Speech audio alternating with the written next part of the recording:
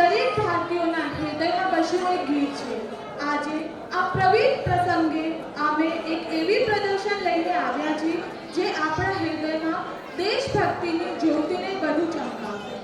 હું સ્ટેજમાં આમંત્રિત કરીશ દેશભક્તિ ગ્રુપને જે કૃપયા કરીને તાળીઓથી એનું સ્વાગત કરશે.